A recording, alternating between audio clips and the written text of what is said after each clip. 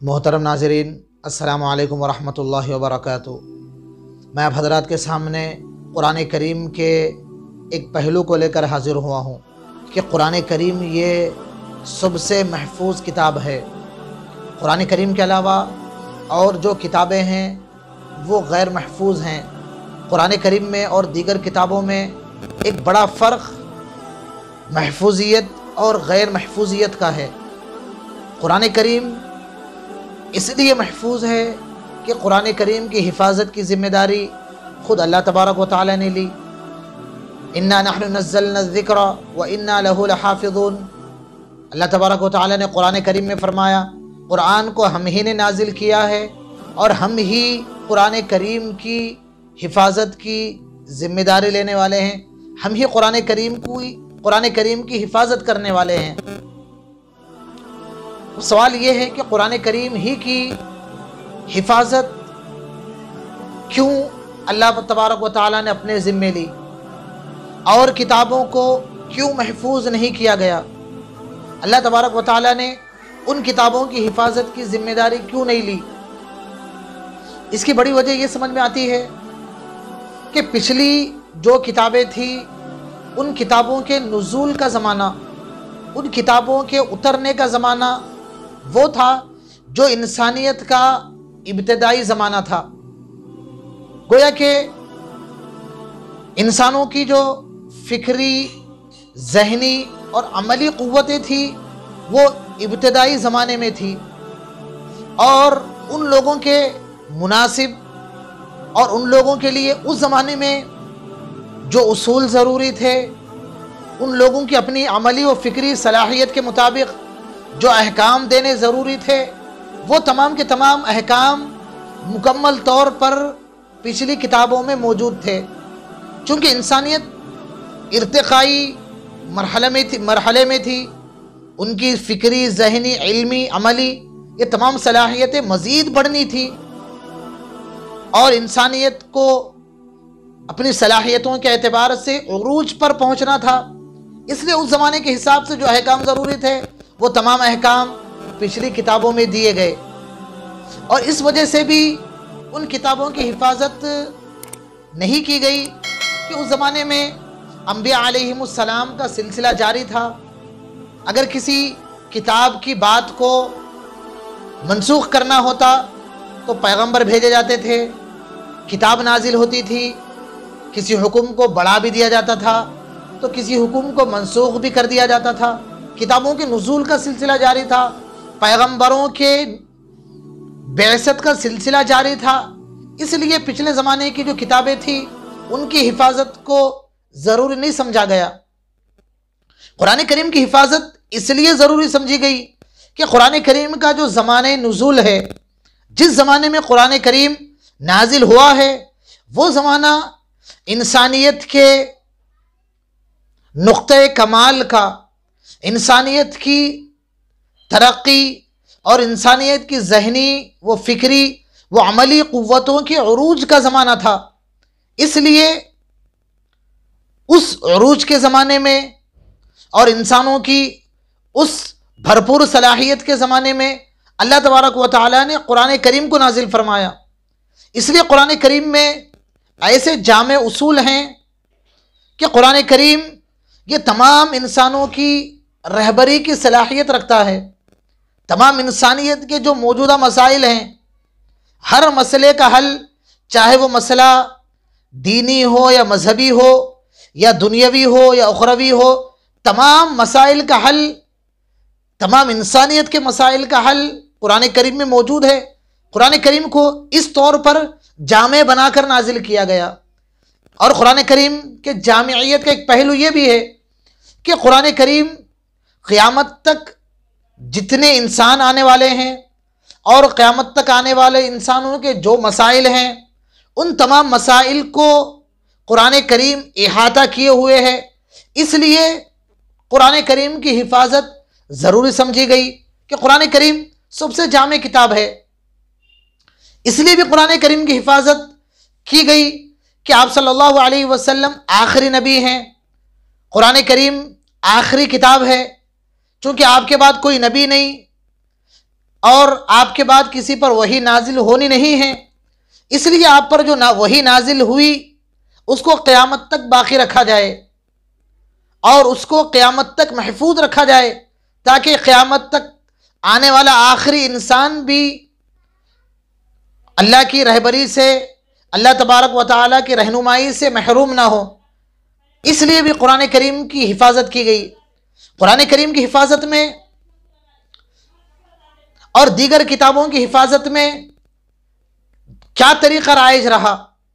دنیا کی جو اور کتابیں ہیں وہ صرف کتابت کے ذریعے، چھپوائی کے ذریعے، یا صرف کتابوں کی شکل میں، اوراق کی شکل میں ہی دنیا کی اور کتابیں باقی رہ سکتی ہیں، دنیا کی اور کتابوں کو بچایا جا سکتا ہے، محفوظ کیا جا سکتا ہے۔ لیکن قرآن کریم کے ساتھ حفاظت کا اللہ تعالیٰ کا ایک انفرادی انداز ہے۔ قرآن کریم کی حفاظت کا اللہ تعالیٰ نے بڑا انوکھا نظام بنایا ہے۔ قرآن کریم جہاں کتابتاً لکھنے کے ذریعے، کتابی شکل میں، اوراق کی شکل میں جہاں قرآن کریم محفوظ ہے، وہیں قرآن کریم سینہ بسینہ محفوظ ہے۔ یہ قرآن کریم کی خصوصیت ہے۔ دنیا میں کسی بھی کتاب کا، کسی مذہبی کتاب کا کوئی حافظ نہیں پایا جاتا۔ دنیا کے کسی آدمی کو کسی کی کوئی مذہبی کتاب بغیر دیکھے یاد نہیں رہتی۔ قرآن کریم کا ایسا نظام اللہ نے بنایا کہ 8 سال کے بچے ہیں، 9 سال کے ہیں، 10 سال کے ہیں، 11 سال کے ہیں، 12 سال کے ہیں، اتنے چھوٹے چھوٹے بچے قرآن کریم کے حافظ ہیں۔ سورہ فاتحہ سے لے کر والناس تک مکمل ایک بیٹھک میں ایک ساتھ سنانے والے بھی لاکھوں کی تعداد میں موجود ہیں۔ اور قرآن کریم کی حفاظت کا یہ بالکل ایک خدائی، ایک کرشماتی ذریعہ ہے کہ چھوٹے چھوٹے بچے قرآن کریم حفظ کرتے ہیں، یاد کرتے ہیں، لیکن نہ تو ان کو قرآن کریم سمجھ میں آتا ہے، نہ قرآن کے معنی سمجھ میں آتے ہیں۔ دنیا میں کوئی کتاب جب پڑھی جاتی ہے تو وہی کتاب پڑھی جاتی ہے جو سمجھ میں آتی ہو، جو سمجھ میں آتی ہو وہی کتاب پڑھی جاتی ہے۔ لیکن قرآن کریم کی حفاظت کا خدا نے ایسا انتظام فرمایا کہ چھوٹے چھوٹے بچے حفظ کر رہے ہیں، لیکن وہ جانتے نہیں، اس کو سمجھتے نہیں، بغیر سمجھے صرف قرآن کریم سینوں میں محفوظ ہوتا چلا جاتا ہے۔ یہ قرآن کریم کی حفاظت کا ایک کرشماتی انداز ہے، قرآن کریم کی حفاظت کا ایک معجزاتی انداز ہے۔ اللہ نے قرآن کریم کو کتابت کے ساتھ ساتھ اللہ تعالیٰ نے سینہ بسینہ حفظ کے ذریعے محفوظ فرمایا۔ اسی طرح قرآن کریم تلاوتاً بھی محفوظ ہے۔ دنیا میں کسی کتاب کی تلاوت نہیں کی جاتی، قرآن کریم مستقل تلاوت میں جاری ہے۔ لوگ مختلف نمازوں میں قرآن کریم کی تلاوت کرتے ہیں۔ دنیا میں نمازوں کا سلسلہ کبھی منقطع نہیں ہوتا، ہر وقت عبادت کا، قرآن کریم کی تلاوت کا مختلف ممالک میں اور دنیا کے مختلف حصوں میں تسلسل چلتا رہتا ہے۔ قرآن کریم تلاوتاً بھی محفوظ ہے۔ اسی طرح قرآن کریم عملی شکل میں بھی محفوظ ہے۔ قرآن کریم کی جو باتیں ہیں وہ لوگوں کی زندگی میں ہیں، اور قرآن کریم کے جو احکام ہیں وہ عملاً لوگوں کی زندگیوں میں محفوظ ہے، لوگوں کے عمل کے ذریعے محفوظ ہے۔ قرآن کریم یہ محفوظ کتاب ہے، اس کا اعتراف مسلمان تو مسلمان، غیر مسلموں کو بھی اس کا اعتراف ہے کہ قرآن کریم میں ایک نقطے کی بھی تبدیلی نہیں ہوئی۔ قرآن کریم کی حفاظت کی بہت ساری شہادتیں، قرآن کریم محفوظ کتاب ہے، بہت سارے دلائل خود قرآن کریم میں موجود ہیں۔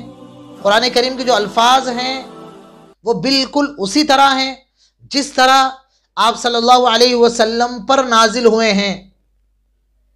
سورتوں کی وہی ترتیب ہے جیسے اللہ نے نازل فرمائی، آیتوں کی وہی ترتیب ہے جیسے اللہ نے نازل فرمائی، یہاں تک کہ الفاظ کو لکھنے کی وہی شکل، وہی رسم محفوظ ہے جس رسم میں اللہ کے نبی نے حضرات صحابہ کو لکھایا۔ عربی زبان کو لکھنے کا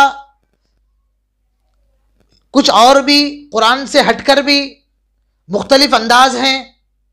اس کی موٹی مثال کہ سورہ فاتحہ میں جو مالکی لکھا جاتا ہے، مالکی عربی زبان میں قرآن کریم کے علاوہ الف کے ساتھ لکھا جاتا ہے، میم الف ما لام کاف مالک، لیکن قرآن کریم میں میم کے بعد الف نہیں لکھا جاتا بلکہ کھڑا زبر ڈالا جاتا ہے، اس کے اوپر کھڑا زبر ڈالا جاتا ہے تو وہ مالکی بن جاتا ہے۔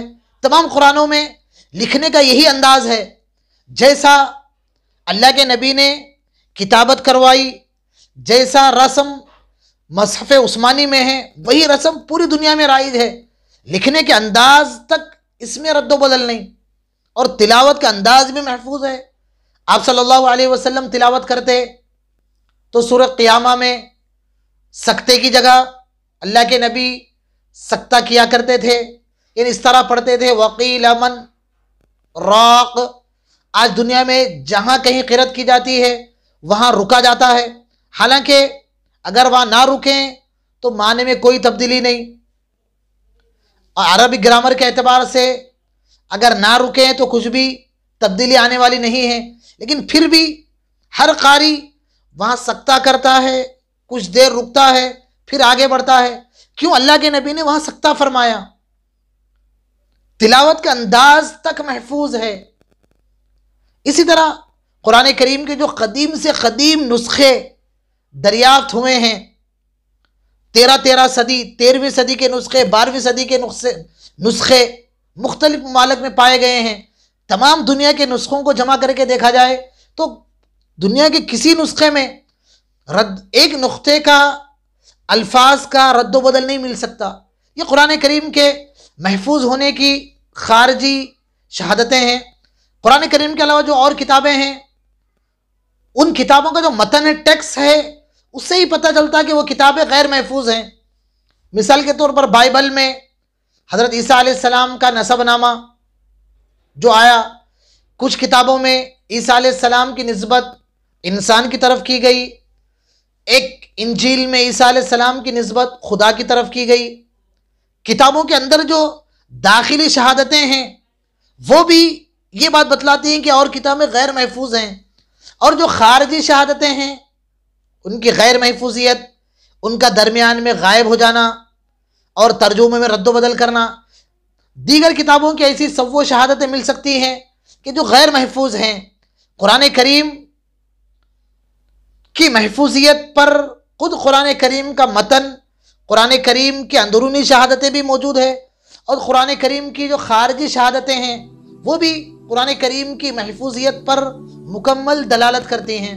قرآن کریم واقعی خدا کا محفوظ کلام ہے اور خدا کا آخری کلام ہے، خدا کی بندوں کی جانب اللہ کی آخری آواز ہے۔ اللہ تعالی ہم سب کو اس آواز پر لبیک کہنے کی اور اس سے جڑے رہنے کی اللہ تعالی توفیق عطا فرمائے، آمین۔